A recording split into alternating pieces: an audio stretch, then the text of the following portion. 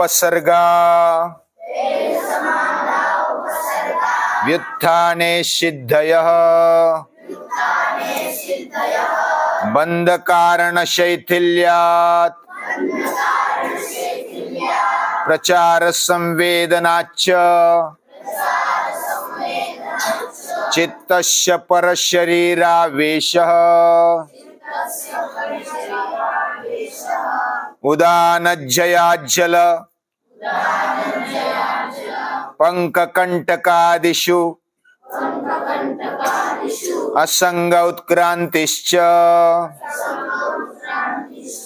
उदानज्जयाज्जल पंककंटकादिषु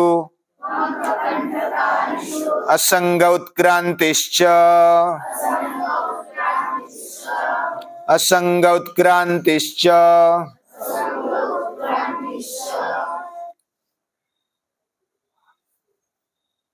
ये जो महर्षि पतंजलि योग का वैभव बताते हुए अलग अलग सिद्धियों के बारे में बताते हैं, अलग अलग उपलब्धि क्या हो सकती है उसके बारे में बताते हैं।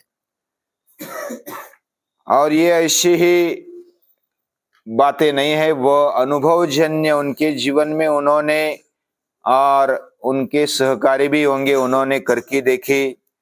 और हमारे भारतीय संस्कृति में नाथ परंपरा है, यानी योग की परंपरा है। गीता में भी ये योग परंपरा से चलता आ रहा है। पहले विवस्वान मनवे प्राह मनोरिक्ष्वा कवे ब्रवीत, यानी इमं विवस्वते योगम। ये जो योग है भगवान ने पहले सूर्य को बताया और सूर्य से फिर अलग अलग महर्षियों के पास आया, बीच में खंडित हुआ, फिर अलग अलग महापुरुषों ने और भगवान ने खुद अवतार लेकर उसको बताया। और ऐसा बीच में खंडित होता है तो कोई ना कोई महापुरुष इसको बताता है, लेकिन योग बहुत परंपरा से आगे चला आ रहा है। महर्षि पतंजलि भी बीच में बहुत सारे ऐसे योग के बारे में अलग अलग मंतव्य आते थे। उन्होंने सही योग क्या हो सकता है उसको सूत्र रूप में बताया और अलग अलग तरीके से सूत्र रूप ऐसा होता है कि जो शॉर्टकट में बहुत ही सूत्र यानी संक्षिप्त में बताया जाता है और उसका विस्तार बहुत ही बड़ा होता है। तो हमारा शरीर और हमारे शरीर के अंदर रहने वाला अंतःकरण, पंच प्राण, सप्त धातु, अलग अलग ऐसे पदार्थ है, उसके बारे में वो बताते हैं। हमारे अंदर पंच प्राण है और पंच प्राणों में से उदान एक प्राण है और उदान के जैसे पानी पर, कीचड़ पर और कांटों में हमें उसका असंग करते हुए उसको पार करना आ जाता है, यानी कि उसको लांग कर जा सकते हैं, बिना उसकी तकलीफ हम आगे जा सकते हैं। यानी रास्ते में पानी आ जाए, कीचड़ आ जाए, कांटे आ जाए, आदि कोई भी विघ्न आ जाए, वह विघ्न हम पार कर सकते हैं। किसके कारण? उदान जय के कारण। अब ये उदान क्या है इसके बारे में थोड़ा सोचेंगे। जिधर जिधर हम अगर विचार करेंगे, सभी विचार कर सकते हैं, हम अगर विचार करेंगे कि जिधर प्राण है उधर जीवन है, उधर जिंदापन है, ये तो सभी को पता है। जिधर प्राण निकल गया उधर जिंदगी निकल गई, उधर मृत्यु आ जाती है। और जिधर प्राणों को हम ऊपर उठाते हैं, उसको और शुद्ध बनाते बनाते हम अगर माथे की तरफ ले जाते, अपने शरीर के अंदर के पंच प्राणों को जागृत करते हैं, उसको शुद्ध बनाते हुए ऊर्ध्वगमन करते हैं। और उदान, उत और आंग और आन, ऐसी उसमें शब्द है। उद यानी ऊपर की ओर, ऊर्ध्व गति, और ऊर्ध्वेन आनीति अनेन उदान, ऐसी इसकी व्याख्या की जाती है। यानी जो ऊपर की ओर हमें ले जाता है, लाता है, वो उदान वायु है। हम अगर प्राणायाम करेंगे तो प्राण और अपान दोनों को मिलकर हम अगर ऊपर की ओर ले जाते हैं उसको, तो हमारे ब्रह्मरंध्र तक ये प्राण आने लगता है। और जब उज्जाई जो शब्द आया ना, उज्जाई यानी कंठ देश में जैसे पंच प्राण किधर किधर रहते हैं ये बताया। हृदय प्राणो, हृदय में प्राण, गुदे पाना, गुदस्थान में अपान, समानो नाभिमंडले, समान वायु नाभिमंडल में रहता है। उदानो कंठ देशात, उदान वायु कंठ देश में रहता है। और व्यान सर्व शरीर गहा, पूरे शरीर में व्यान रहता है, हर कोशिका में। तो इस प्रकार पंच प्राण, प्राण तो प्राणवायु है, ऑक्सीजन है, लेकिन अलग अलग कार्य करने के कारण उसका नाम अलग अलग दे दिया और उसके हिसाब से ही नाम दिया है। प्राण हमें जिंदगी देता है, और जिधर प्राण की मात्रा अच्छी है वह शुद्ध बनते जाता है। और प्राण के अलावा जिधर विजातीय वायु है वे प्रॉब्लम करते हैं। जैसा गैस बन गई, पेट दुखने लगा, माथा दुखने लगा। गैस वायु अगर आम से युक्त होता है, पित्त से युक्त होता है, सप्त धातु भी अगर पित्त से युक्त होते हैं, उसमें आम यानी कि अम्ल आ जाता है, तो हमारा शरीर रोगिष्ट होने लगता है। और उसमें विजातीय वायु आ जाते, माथे में विजातीय वायु आ गई, माथा दुखने लगा। जॉइंट्स में विजातीय वायु आने लगे, जॉइंट्स दुखने लगे, आर्थराइटिस हो गया। जिधर जिधर दुखना है उधर ज्यादातर खराब वायु काम करता है। यानी कि जो कचरे से भरा हुआ, आम्ल से भरा हुआ विजातीय वायु, गैस, वो होने लगता है और दुखने लगता है। जब उसको प्राणायाम के द्वारा, कपालभाति के द्वारा निकाल देते विजातीय वायुओं को प्रश्वास के द्वारा, तो प्राण अच्छी मात्रा में, शुद्ध मात्रा में हमारे शरीर में रहता है, तो हम बहुत ही निरोगी रहने लगते हैं। और मन प्रसन्न करने का एक तरीका पहले पाद में बताया है महर्षि पतंजलि ने। कौन सा? प्रच्छर्दन विधारणाभ्याम व प्राणस्य। प्राण की विधारणा, जब हम सांस को छोड़ देते हैं तो प्राण की विधारणा विशेष प्रकार से धारणा होती है। और वो कपालभाति यानी कि बाह्य कुंभक लगाते हुए हम प्राण की धारणा अच्छी तरह से कर सकते हैं। हठ योग में कुंभक नाम दिया है प्राणायाम को, प्राणायाम नाम नहीं है। कुंभक ये तो बाह्य कुंभक होता है और अंतर कुंभक होता है। अंतर कुंभक के द्वारा अंदर सांस भरी और रोक के रखा, उसको अंतर कुंभक बोलते हैं। बाहर सांस छोड़ी और बाहर रोक के रखा, उसको बाह्य कुंभक बोलते हैं। तो बाह्य कुंभक के द्वारा हम अपने प्राण को बहुत ही विशुद्ध बना सकते हैं। और जब बाह्य कुंभक यानी सांस को छोड़ दिया, पूरा छोड़ दिया, तो छोड़ने के समय विजातीय वायु बाहर जाते हैं। लेते समय प्राण वायु और बाकी भी वायु आ सकते हैं, लेकिन छोड़ते समय केवल ज्यादातर विजातीय वायु बाहर चले जाते हैं और रहता है प्राण अंदर, प्राण वायु रहता है। और जो प्राण वायु रहता है, कुंभक लगाने के कारण वो सकिंग होता है अंदर से।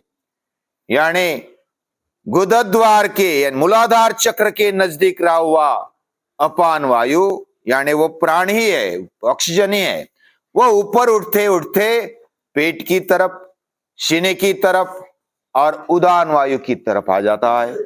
प्राण और अपान मिलकर उनका प्राणापानौ समौ कृत्वा नासाभ्यंतर चारिणौ यतेन्द्रिय मनोर बुद्धिर मुनिर मोक्ष परायणः। ये गीता में भी उल्लेख है। प्राण और अपान को मिलकर उनका संयम करते हुए ऊपर की ओर योगी ले आते हैं। और प्राण ऊपर ले आते हैं, मतलब ज्यादातर प्राण लगता है माथे में। ये हमने एक बार देखा था। हमारे ब्रेन को 70% प्राण वायु लगता है, हम जितना लेते उतना उससे 70% लगता है, और बाकी 30% पूरे शरीर को। यानी कि प्राण की इधर ज्यादा आवश्यकता है, माथे में, सीने में, ऊपर की ओर, और हृदय में प्राण का स्थान है। जब हम अपने प्राण को शुद्ध बनाते बनाते ऊपर की ओर ले जाते हैं, तो ज्यादातर अवयव हमारे ज्ञानेंद्रिय वह माथे में है। आंखें है, कान है, नासिका है, जिह्वा है, त्वचा है। त्वचा तो पूरे शरीर में है, लेकिन पूरे ज्ञानेंद्रिय माथे में ज्यादा है।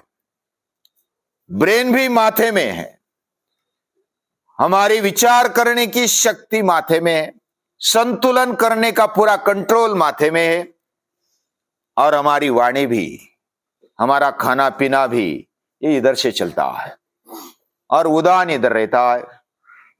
उदान वायु जब शुद्ध है तो हमारी वाणी शुद्ध बन जाती है। हमारा शरीर विजातीय वायु कम होने के कारण हल्का हल्का लगता है। यानी कितना भी भीम जैसा, हनुमान जैसा ताकतवर क्यों ना हो, उड़ान भर सकता है। यानी जिधर पानी आ जाए, पानी के ऊपर उड़ान भरी हनुमान ने, भारत से लेकर के श्रीलंका तक उड़ान भरी, फिर श्रीलंका से लेकर डायरेक्ट हिमालय तक द्रोणागिरी लाने के लिए। उनका शरीर हल्का करने की ताकत आ जाती है। हम भी अगर जब तक जिंदा है ना, हम अपने शरीर को ऐसा हल्का बना सकते हैं। हम अगर प्राणायाम करते तो हमारा शरीर हल्का हल्का लगता है। प्राणायामाश्च लाघवम, लघुता यानी हल्केपन आ जाता है। और ये जो लघुता यानी हल्कापन है, जैसा कपास है, रुई जैसा हल्का शरीर होता है। ताकत तो रहती है, लेकिन जैसा कांटा दिखा तो छलांग लगाते हुए हम आगे चले जाते। कीचड़ दिखा, पानी दिखा, तो ये छलांग लगाने की, उस पर अपने आप को ऊपर बने रखने की ताकत आने लगती है। फिर पानी आ जाए, कीचड़ आ जाए, कोई कांटा आ जाए, आदि कोई भी समस्या आ जाए, उससे ऊपर उठने की ताकत आने लगती है। और दूसरी तरफ से देखेंगे तो हम अपनी वाणी को शुद्ध बनाते हैं। वाणी को, यानी वाणी, ये जो उदान वायु है ना, उदान वायु जब शुद्ध है तो हमारी वाणी अच्छी तरह से निकलती है।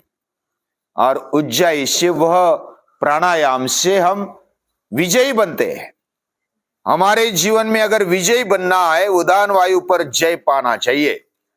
यानी कि हमारा दिमाग अच्छा चले, हमारी वाणी अच्छी चले, हमारी सांस अच्छी चले, हमारी नजर दृष्टि अच्छी चले, हमारा सुनना भी अच्छा चले। ये जो अवयव है वो उदान वायु के शुद्धि से, उस पर जय पाने से ये अच्छी तरीके से काम करने लगते हैं। और जब आंखें अच्छी है तो हम आंखें अच्छे देख सकते हैं, कान अच्छे है तो अच्छे सुन सकते हैं, नासिका अच्छी है तो अच्छे सूंघ सकते हैं, प्राणायाम कर सकते हैं, प्राण ले सकते हैं, श्वासोच्छ्वास कर सकते हैं। और हमारा मुख अच्छा है तो हम खा पी सकते हैं अच्छे से, स्वच्छ रखते हुए। और जब वाणी शुद्ध हो जाती है तो वाणी शुद्धि से हमारा चरित्र ऊंचा बनता है। अभी अगर जिसकी वाणी शुद्ध है ना, जैसे कोई भी महापुरुष है, जैसे स्वामी विवेकानंद हो गए, उन्होंने ज्यादातर अपने वाणी का उपयोग किया है, सही उपयोग किया है, और उनकी वाणी अभी भी हमें प्रभावित करती है। यानी उस समय उच्चारी, 150 साल हो गए, उस समय उच्चारी हुई वाणी आज भी हमारे पर प्रभाव डालती है। ये वाणी का प्रभाव है। वाणी का प्रभाव कब बढ़ता है? जब हम अपने प्रामाणिकता से आचरण में लाने का प्रयास करते, हमारे वचन को, हमने बोले हुए शब्द को जब हम आचरण में लाते हैं तो वाणी का प्रभाव बढ़ता है, ऊंचा चरित्र बनता है। हम जैसा बोले, जैसा उच्चार करें, वैसा ही विचार, जैसा विचार वैसा उच्चार, जैसा उच्चार वैसा आचार। ये एक दूसरे से जब हम प्रामाणिक रहते हैं, नेक रहते हैं, तो हमारी वाणी शुद्ध होती जाती है, उसमें ताकत आ जाती है। तो स्वामी विवेकानंद ने वाणी उच्चारी तो लाखों लोग खड़े हो गए। जैसे कोई महापुरुष पूजनीय दादाजी बोलते तो लाखों लोग उसको उठाते, वो आचरण में लाते, अपने जीवन को बदलते। जिस महापुरुष में ये ताकत आ जाती है, उनकी वाणी प्रभावी हो जाती है। और ये उदान जय है। उदान जय से वाणी में शुद्धता आती है।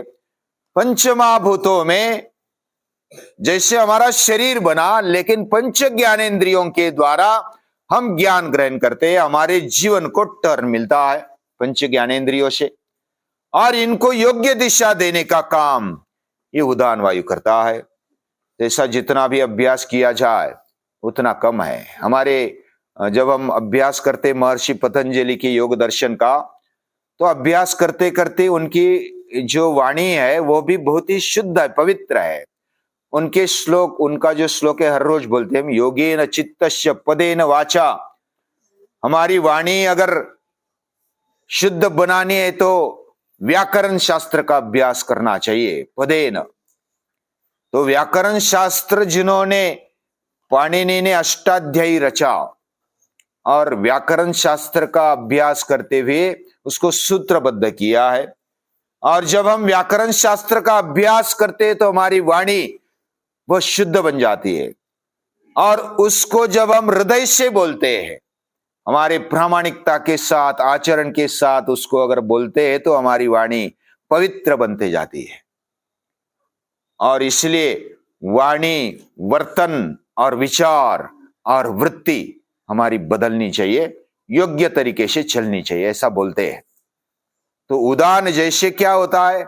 उदान जयात जल पंक कंटकादि, यानी कोई भी समस्या आ जाए, पानी, कीचड़ या तो कांटे हमारे जीवन में जो भी आएंगे, उससे अलावा भी आदि शब्द इधर दिया है। तो उससे असंग उत्क्रांतिश्च, उत्क्रांति यानी हम ऊपर की ओर उठते जाते हैं, जीवन में विकास की ओर जाते हैं, सतत विकसनशील रहते हैं। ऐसी बात महर्षि पतंजलि बताते हैं। अलग अलग अभ्यास करते हुए अर्थ ढूंढ सकते हैं अपने हिसाब से, अपनी बुद्धि की ताकत के हिसाब से हमने अर्थ ढूंढने का प्रयास किया, और भी अभ्यास करें तो उसमें हमारा और ऊर्ध्वगमन होता जाएगा। ये विकसनशीलता हमारी बनी रहे, इसलिए अभ्यास बहुत ही जरूरी है। महर्षि पतंजलि को याद करते हैं और उनको नमस्कार करते हैं बारंबार।